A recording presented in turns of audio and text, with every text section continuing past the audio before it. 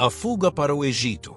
Há mais de 2000 anos, nas terras áridas da Judéia, sob o céu estrelado do Oriente Médio, Deus teceu uma das mais comoventes histórias de proteção e providência divina. Esta é a história de como o Criador do Universo guardou seu próprio filho da fúria de um rei tirano. Uma jornada de fé, obediência e milagres silenciosos que mudaria o destino da humanidade para sempre. A noite havia caído sobre Belém. As estrelas cintilavam intensamente naquele céu sem poluição, como diamantes espalhados sobre veludo negro. O ar do deserto, que durante o dia queimava a pele dos viajantes, agora trazia uma brisa fria que penetrava pelas frestas das casas de pedra e barro. Na humilde morada onde José havia encontrado abrigo para sua família, Maria embalava suavemente o menino Jesus. A luz fraca de uma lamparina de azeite dançava nas paredes caiadas, projetando sombras alongadas. O cheiro de palha fresca misturava-se ao aroma de resina de madeira. O silêncio era quebrado apenas pelo murmúrio distante de ovelhas nos campos próximos e pelo crepitar ocasional da lamparina. Jesus dormia tranquilamente, envolto em panos simples de linho, suas pequenas mãos fechadas, seu rosto sereno refletindo uma paz que contrastava com a tempestade que se formava a poucos quilômetros dali. Em Jerusalém, dentro do imponente palácio de Herodes, construído com pedras monumentais de calcário branco que brilhavam sob a luz da lua, o rei caminhava inquieto por seus aposentos luxuosos. As paredes decoradas com afrescos coloridos e mosaicos importados de Roma pareciam sufocá-lo. Tapetes persas cobriam o chão de mármore polido, mas seus passos pesados ecoavam como trovões na vastidão dos salões. Herodes, o Grande, como gostava de ser chamado, era um homem consumido pela paranoia. Seu rosto marcado pelas rugas profundas da idade e da crueldade carregava olhos que não conheciam mais a paz. Já havia mandado assassinar sua própria esposa e 2 de seus filhos por suspeita de traição. E agora, aqueles estrangeiros, aqueles magos do Oriente, haviam vindo perguntar sobre um recém-nascido que seria o rei dos judeus. A notícia havia perfurado seu coração como uma lâmina afiada. Outro rei, em suas terras, construídas com sangue, política e submissão a Roma. Jamais. Sua mão enrugada fechou-se em punho. Seus conselheiros observavam em silêncio, conhecendo bem os sinais de fúria que precediam suas decisões mais terríveis. Mas enquanto a escuridão tomava conta do coração de Herodes, a luz de Deus se movia em favor de seu filho. Naquela mesma noite, quando o sono finalmente havia vencido José, um anjo do Senhor apareceu-lhe em sonho. Não era uma visão nebulosa ou confusa, mas clara e urgente como um chamado de guerra. A presença angelical irradiava uma luz que parecia vir de dentro, uma luminosidade que não feria os olhos mas aquecia a alma.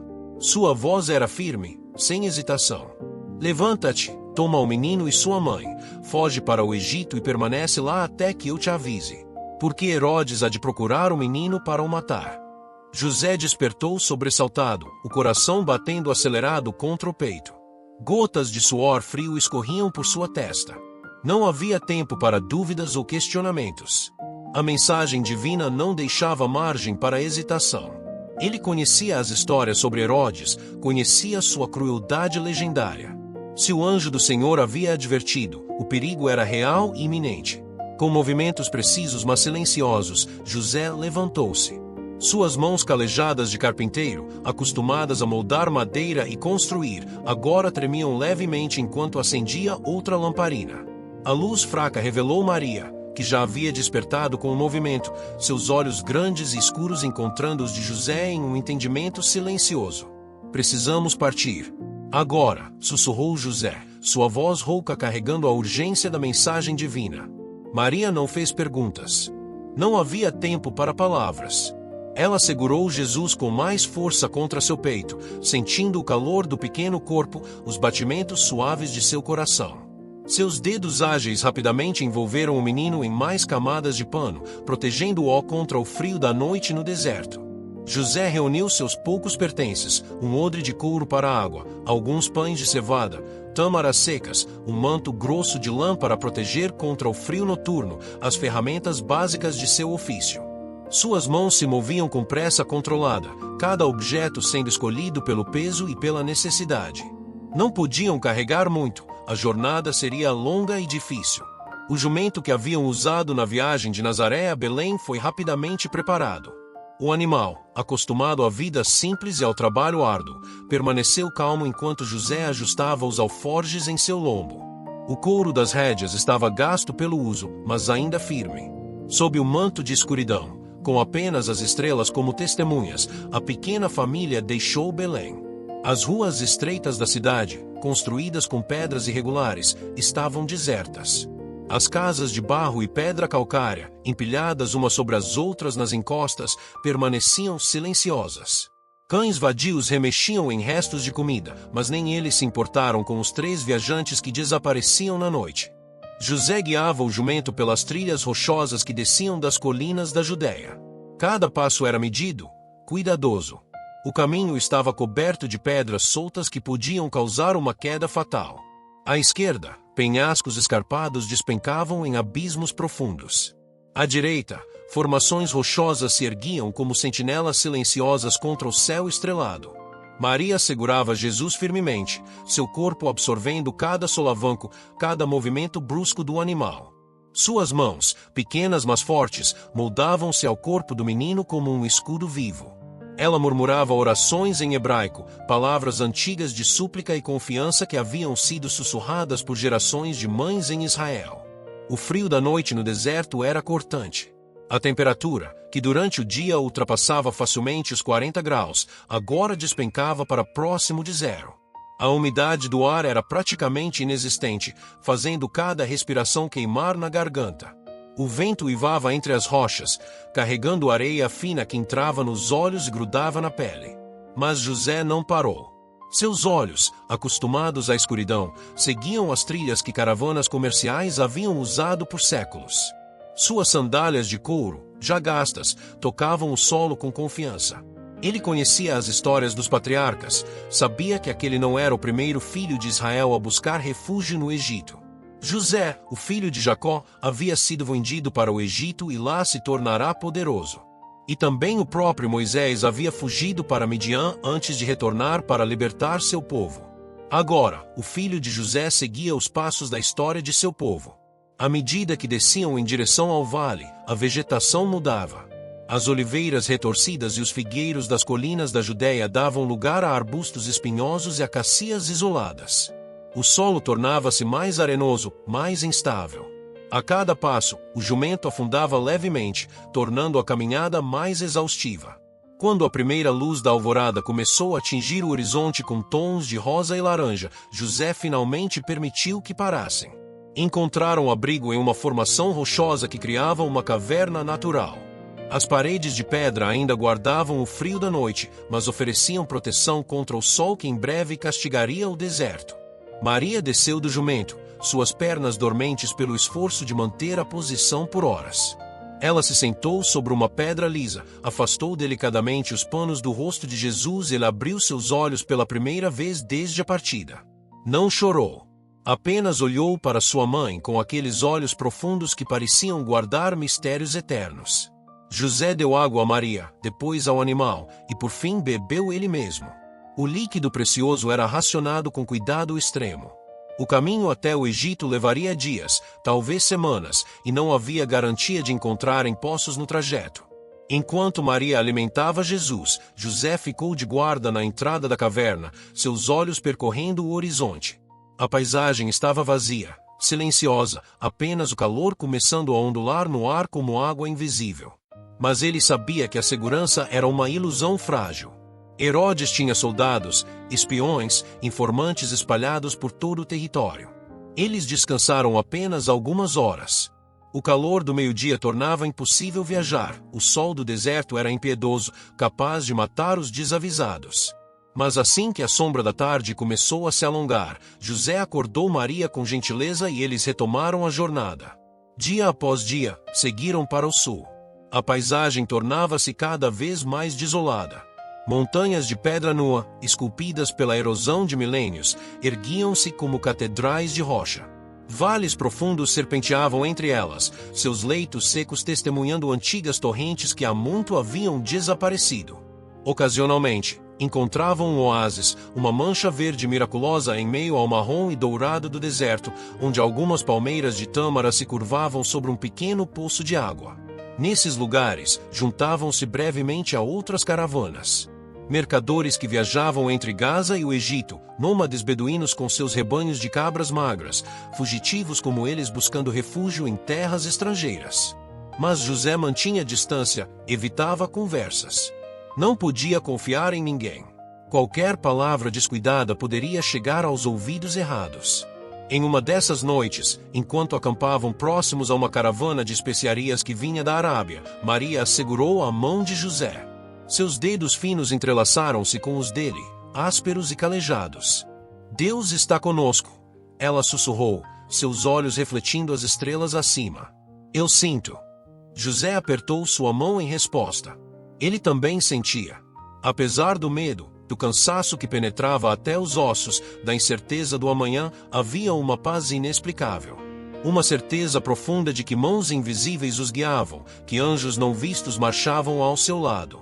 Enquanto isso, em Belém, a escuridão caiu de forma literal e devastadora. Herodes, consumido pela impaciência e pela raiva, não havia conseguido encontrar o menino. Os magos do Oriente, advertidos por Deus em sonho, haviam voltado para suas terras por outro caminho, sem retornar ao palácio para informar a localização exata do recém-nascido rei. O tirano, então, tomou a decisão mais monstruosa de seu reinado já manchado por incontáveis crimes. Se não podia identificar o menino, eliminaria todos.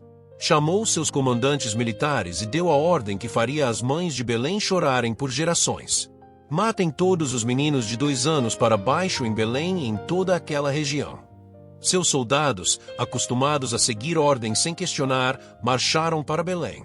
Eram homens endurecidos pela guerra, com armaduras de bronze polido que brilhavam ao sol, capacetes com plumas vermelhas, lanças afiadas e espadas curtas romanas presas aos cintos. Seus rostos eram máscaras de indiferença profissional.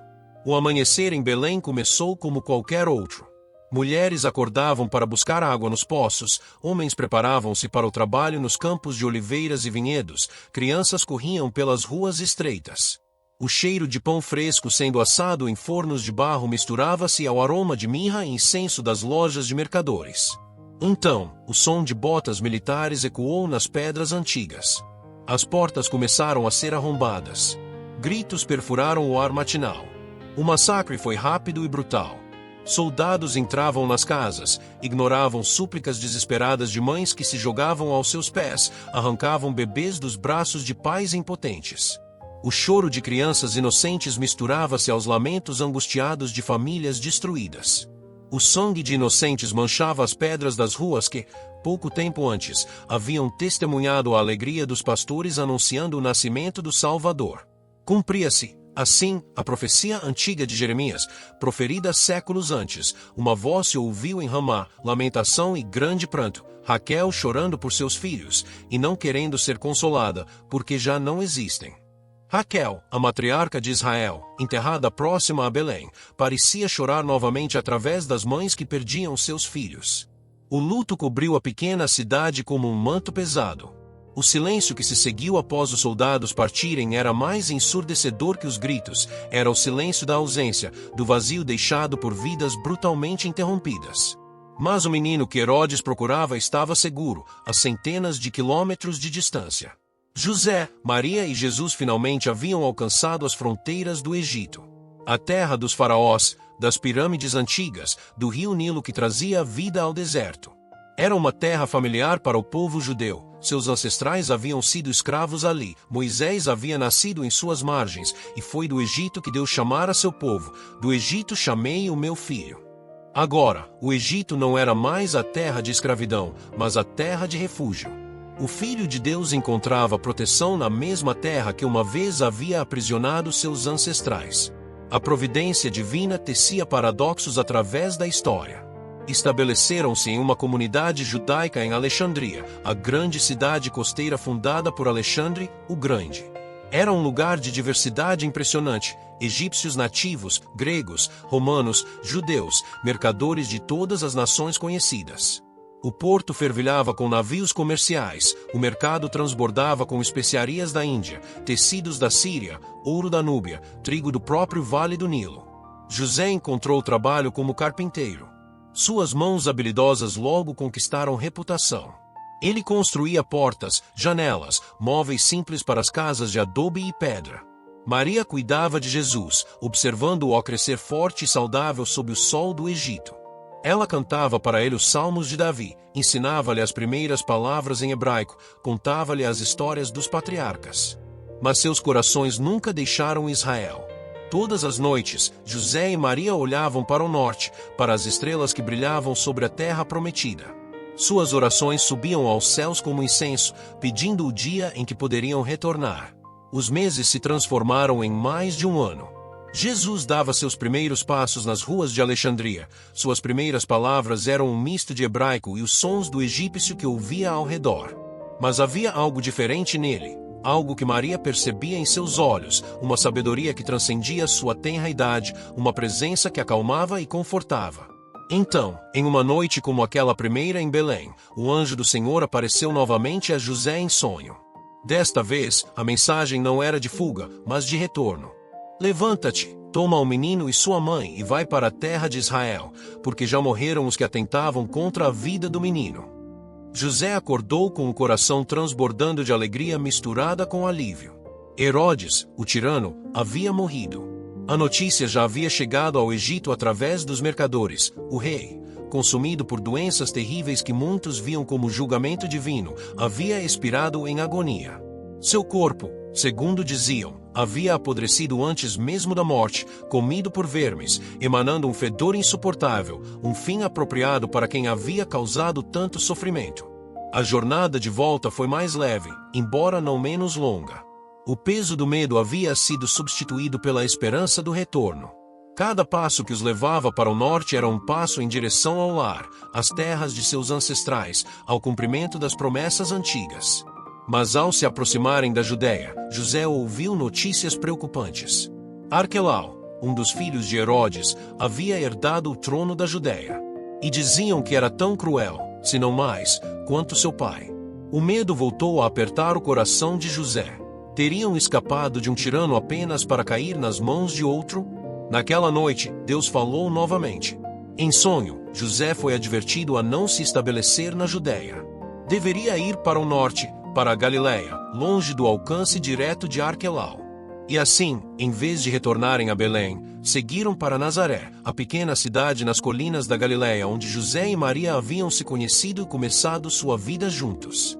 Era uma vila insignificante, desprezada por muitos judeus da Judéia. Não havia nada de especial em Nazaré, nenhum templo importante, nenhuma história gloriosa, apenas casas simples de pedra branca nas encostas, campos de trigo dourado nos vales, oliveiras nos terraços.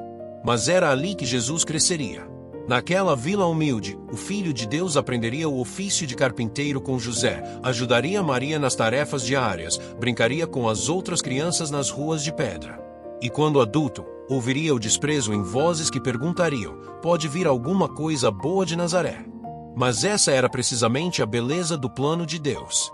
Do lugar mais improvável viria o Salvador mais extraordinário. Da cidade desprezada surgiria aquele que mudaria o mundo para sempre. Cumpria-se, assim, mais uma profecia antiga: ele será chamado Nazareno. A fuga para o Egito foi mais do que uma simples jornada de uma família refugiada. Foi uma demonstração poderosa de como Deus move os céus e a terra para proteger seus propósitos eternos. Foi a prova de que nem a fúria de reis, nem a crueldade humana, nem os perigos do deserto podem frustrar os planos do Todo-Poderoso. José e Maria não compreendiam plenamente o significado daqueles dias difíceis. Não sabiam que estavam carregando nos braços aquele que um dia carregaria a cruz. Não imaginavam que o menino que protegiam do ódio de Herodes um dia entregaria voluntariamente sua vida para salvar a humanidade. Não podiam prever que as mãos pequenas que seguravam seriam traspassadas por cravos por amor a um mundo perdido. Mas eles confiaram. Obedeceram. Caminharam pela fé, não pela vista. E nessa caminhada de fé, Deus se revelou como sempre se revela, como o protetor dos vulneráveis, o guardião dos justos, o provedor dos necessitados. Cada passo no deserto era sustentado por mãos invisíveis. Cada noite sob as estrelas era guardada por hostes angelicais. Cada amanhecer era um testemunho de que Deus nunca abandona aqueles que lhe pertencem. Esta história, registrada há mais de 2000 anos, continua ecoando através dos séculos. Ela nos lembra que mesmo quando a escuridão parece prevalecer, quando tiranos parecem todo-poderosos, quando o caminho à frente parece impossível, Deus está operando. Ele vê, ele sabe, ele age. E assim como protegeu o menino Jesus na fuga para o Egito, ele continua protegendo seus filhos hoje. Não necessariamente nos livrando de todas as dificuldades, mas caminhando conosco através delas, transformando desertos em lugares de encontro com o divino, fazendo até mesmo a ira dos homens contribuir para o cumprimento de seus propósitos eternos. A história da fuga para o Egito não é apenas sobre um menino que foi salvo. É sobre o Deus que salva. Não é apenas sobre uma família que obedeceu. É sobre o Deus que é digno de toda a obediência. Não é apenas sobre um plano que não foi frustrado. É sobre o Deus cujos planos jamais falham. E no final, aquele menino cresceu, tornou-se homem, viveu uma vida perfeita, morreu uma morte substitutiva na cruz, ressuscitou ao terceiro dia, e hoje está sentado à direita do Pai, intercedendo por todos aqueles que nele confiam. O menino que foi refugiado tornou-se o refúgio. O que foi protegido tornou-se o protetor. O que foi salvo tornou-se o salvador. Esta é a fuga para o Egito, uma história de proteção divina, obediência humana e amor eterno. Uma história que nos ensina que mesmo nas jornadas mais difíceis, nas noites mais escuras, nos desertos mais áridos, Deus está presente, Deus está operando, e Deus nunca falha. Que essa verdade possa encher nossos corações de fé, nossa alma de esperança e nossa vida de confiança inabalável naquele que ontem, hoje e eternamente é o mesmo, o Deus que protege, provê e cumpre todas as suas promessas.